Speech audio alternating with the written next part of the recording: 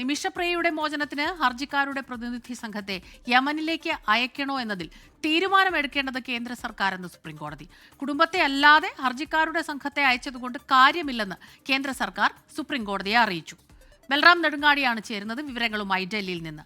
ബൽറാം, പറയൂ, സുപ്രീംകോടതിയുടെ ഭാഗത്തു നിന്ന് ഉണ്ടായിട്ടുള്ള നിരീക്ഷണങ്ങൾ, നിർദ്ദേശങ്ങൾ എന്തെല്ലാമാണ്?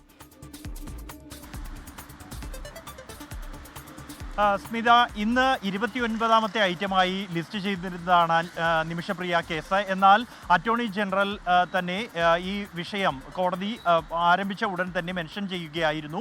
നിമിഷപ്രിയയുടെ വധശിക്ഷ മാറ്റിവെച്ചിരിക്കുന്നു എന്നും ഒപ്പം തന്നെ അതിനാൽ തന്നെ 3 ആഴ്ചത്തെ സാവകാശം ഈ വിഷയത്തിൽ വേണമെന്നുമാണ് അറ്റോർണി ജനറൽ ആവശ്യപ്പെട്ടത്. എന്നാൽ ഇതിനെ ഹർജിക്കാർ എതിർത്തില്ല. മറിച്ച് മറ്റൊരാവശ്യം കോടതിക്ക് മുന്നിൽ വയ്ക്കുകയായിരുന്നു. 2 സർക്കാർ പ്രതിനിധികളും 2 നിമിഷപ്രിയ ആക്ഷൻ കൗൺസിൽ പ്രതിനിധികളും 2 മർക്കസിന്റെ പ്രതിനിധികളും ഉൾപ്പെടെ 6 പേരെ ചർച്ചകൾക്കായി യമനിലേക്ക് അയക്കാൻ അനുമതി വേണമെന്ന ആവശ്യമാണ് നിമിഷപ്രിയ ആക്ഷൻ കൗൺസിൽ ഉന്നയിച്ചത്.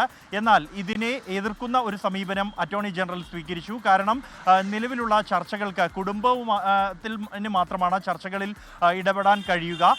ഒപ്പം തന്നെ മറ്റാരെങ്കിലും ഏതെങ്കിലും സംഘടനയോ യമനിൽ എത്തിയത് കൊണ്ട് കാര്യമില്ല എന്നാണ് അറ്റോർണി ജനറൽ കോടതിയെ അറിയിച്ചത്. അതേസമയം ഈ നിമിഷപ്രിയ ആക്ഷൻ കൗൺസിലാകട്ടെ നിമിഷപ്രിയയുടെ അമ്മ യമനിലുണ്ടെങ്കിൽ പോലും അവർക്ക് ചർച്ചകൾ നയിക്കാൻ അവർക്ക് പരിമിതികളുണ്ട് എന്ന കാര്യം കോടതിയിൽ ബോധ്യപ്പെടുത്തുകയും തുടർന്ന് ഈ ചർച്ചകൾക്ക് സംഘത്തെ അയക്കണമെന്ന ആവശ്യം ആവർത്തിക്കുകയുമാണ് ഉണ്ടായത്. ഒപ്പം തന്നെ ഈ ചർച്ചകളിൽ ഇതുവരെയും ഇടപെട്ട കാന്തപുരത്തിനും കേന്ദ്ര സർക്കാരിനും നന്ദി അറിയിച്ചു ഹർജിക്കാർ.